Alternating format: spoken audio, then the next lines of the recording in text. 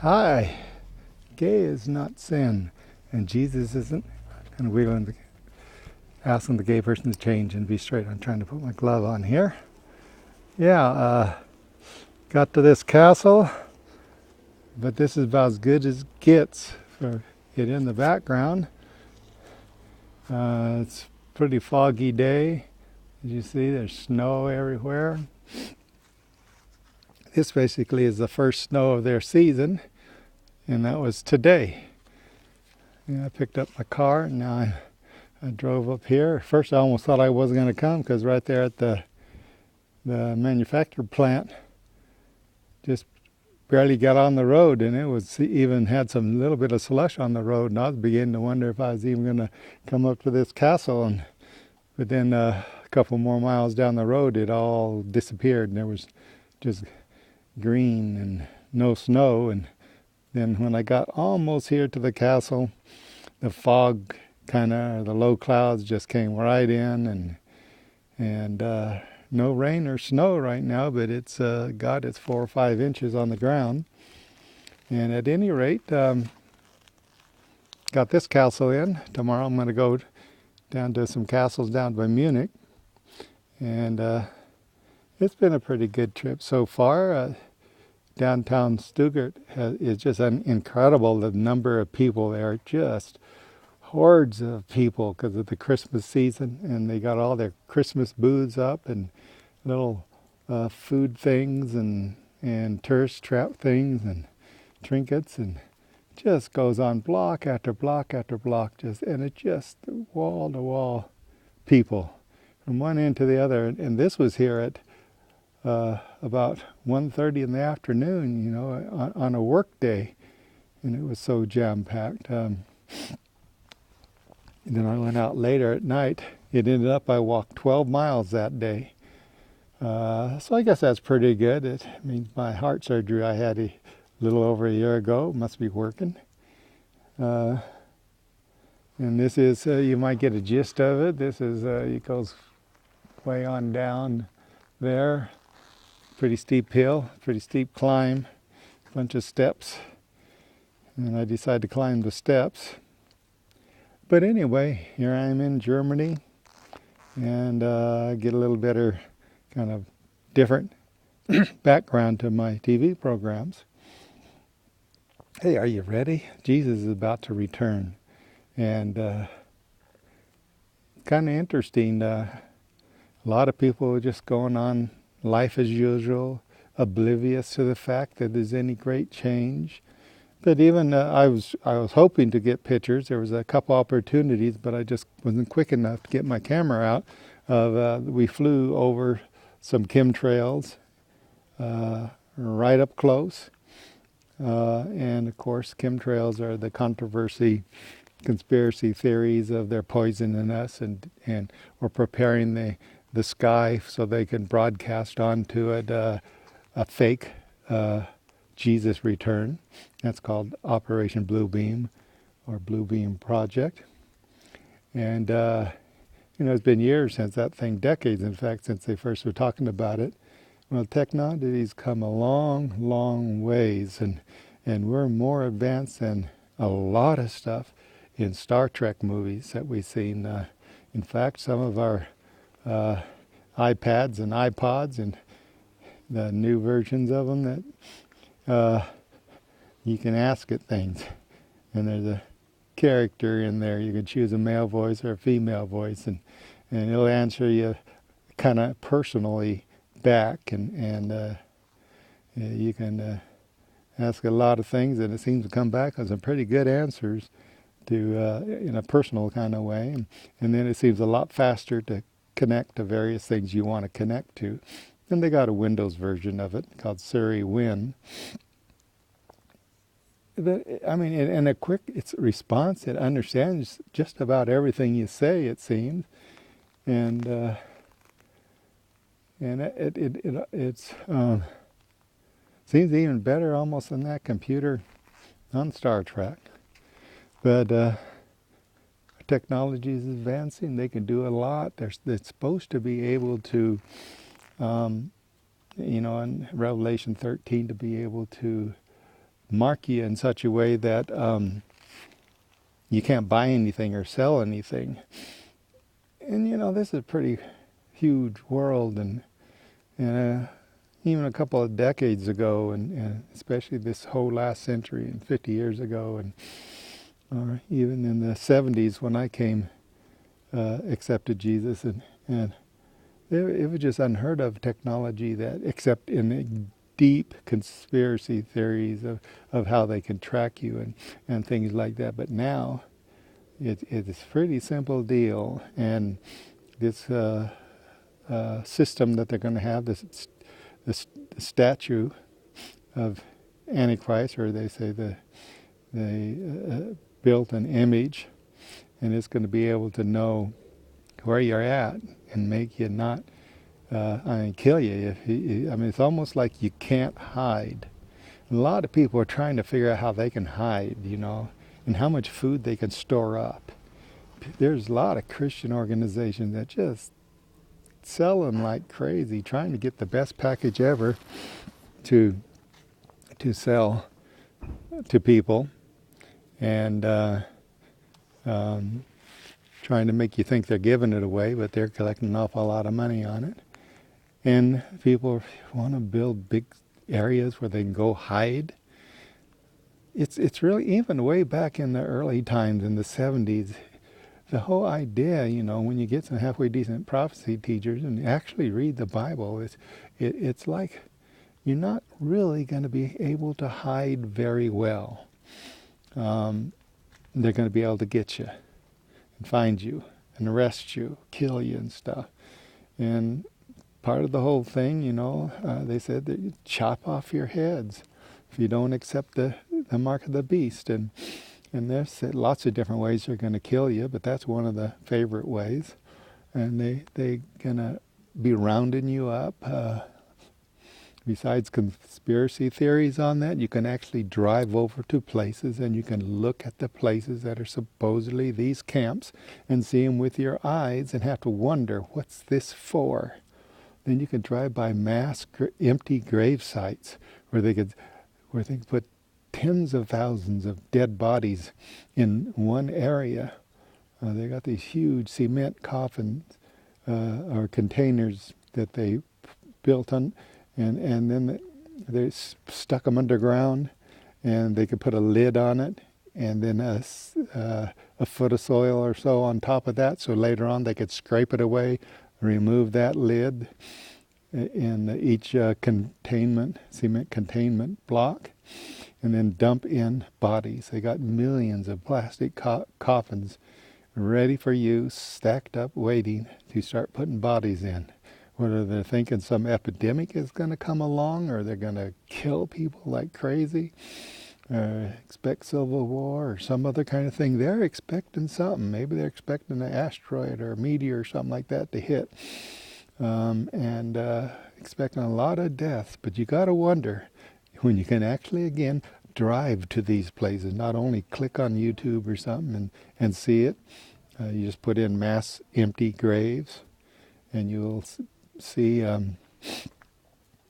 it's for something. And what is it for, people? Is it for something we don't know? Well, we should know. It's for Jesus' return. In Revelation it says 1/2 of the world population will be killed. Then we have this other category that likes to say Antichrist will rule the world, dictator of the world, and so forth, and he's going to declare himself God. But, the Bible is a book that you need to read, and sometimes you read areas where it says things like, all the nations he'll rule, he'll be leader or ruler of king of the world, basically, as Antichrist, as Christians should know him. But still, again, this means that he's pretty much going to be the boss of the world, and you better do what he says, or you're going to get killed or put in one of these camps. And however, when you read on the Bible's a pretty big book, and it covers an awful lot of territory, and it layers itself on top of each other, like Trek. He says orgs are like layers and onions. But anyway, the Bible layers this. It talks about an actual historical type of events going on, and then it relates to, and it's with Israel, and then it relates to the nation of Israel a little bit more symbolically.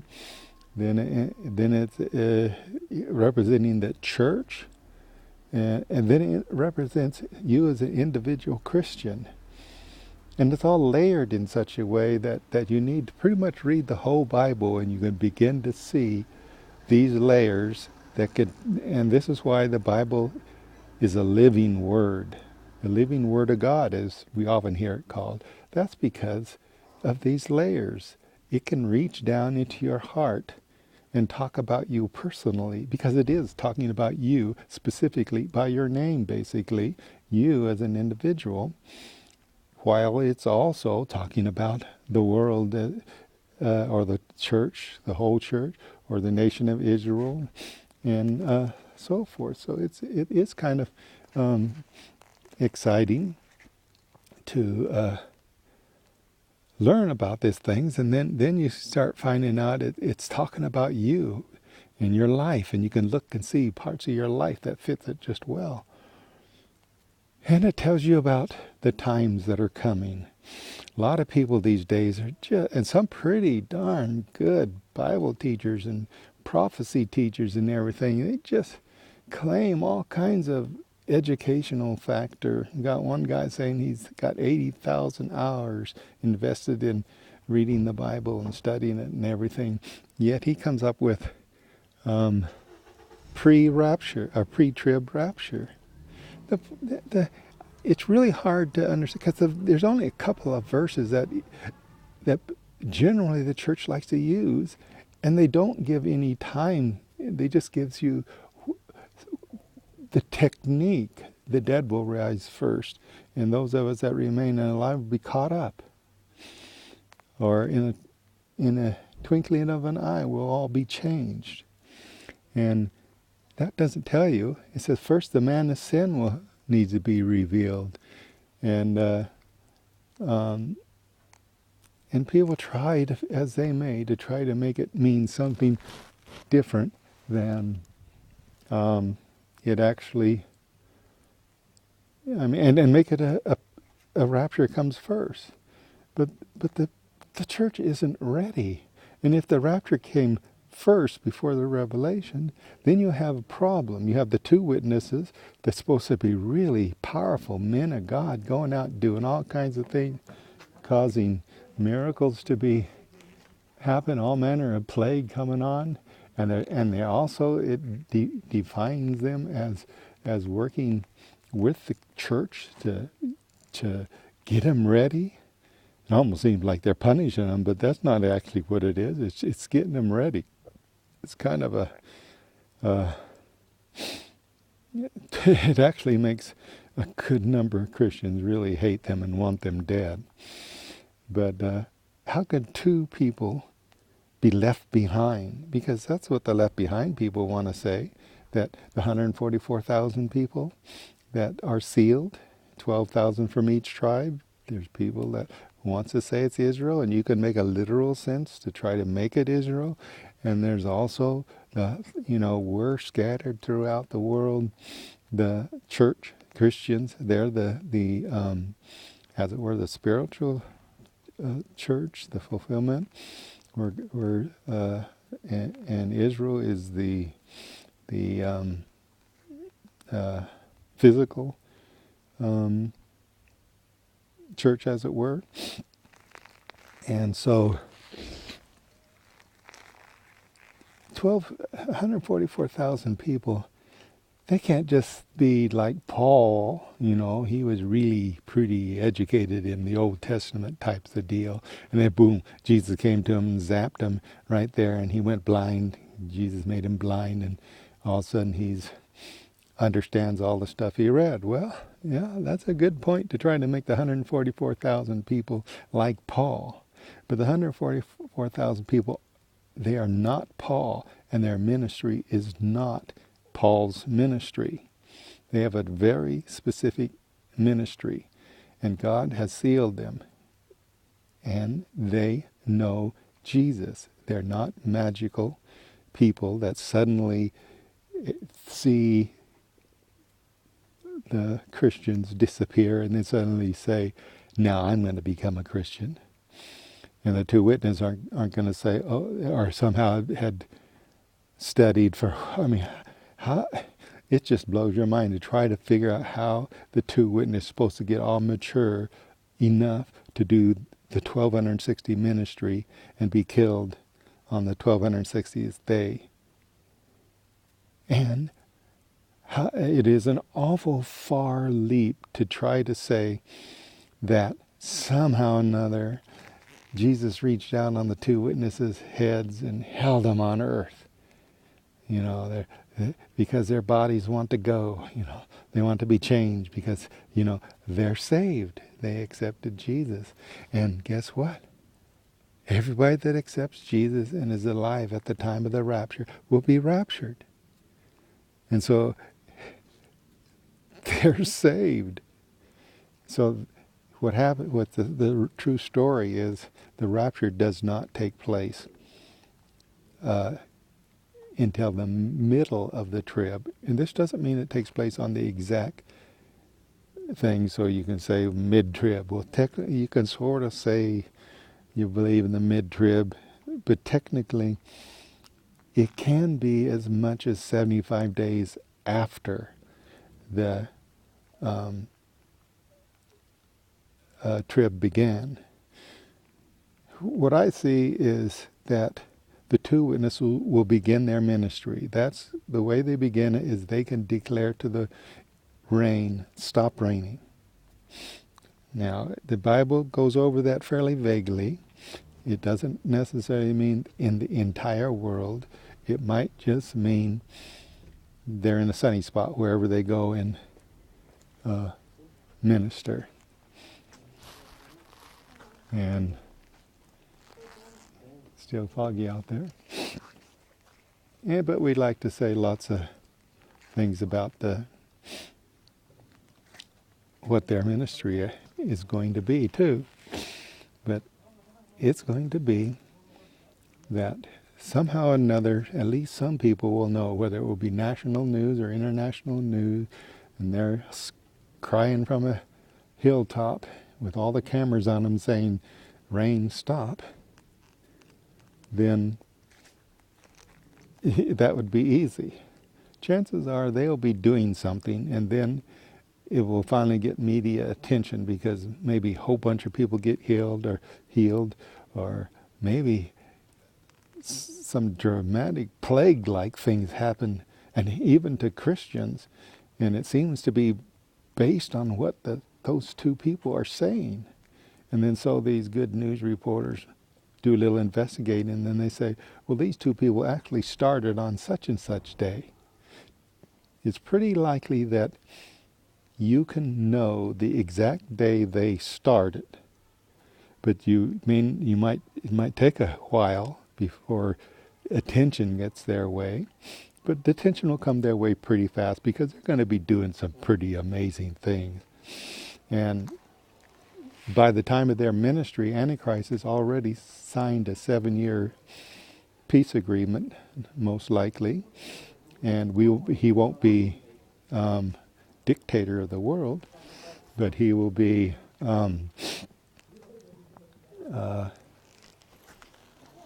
important enough that leaders are listening to him, and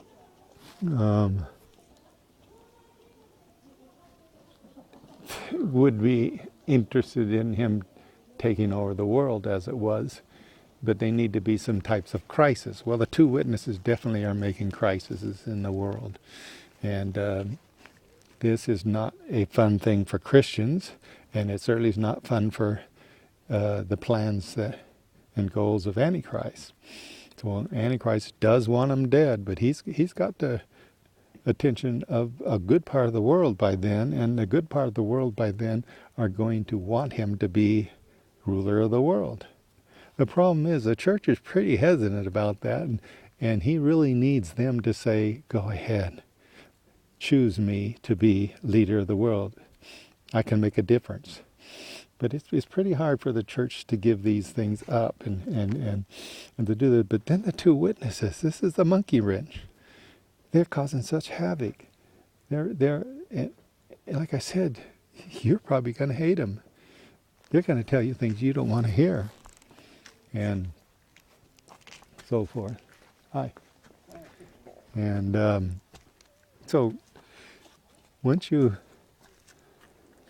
hearing that this guy, he's going to tell you and tell the church that he can kill him. He has the way to do it. And you will say, hey, you like that sound. And so you will tell this guy, you'll give him as a church-wide group, you'll say, okay, we want him dead. You say you can kill him. We'll go ahead and give you power. Now you have to keep in mind, Antichrist has 1,290 days to be ruler. So you can't start him at the beginning of the trib, because that means his time will run out by the end of the tribulation.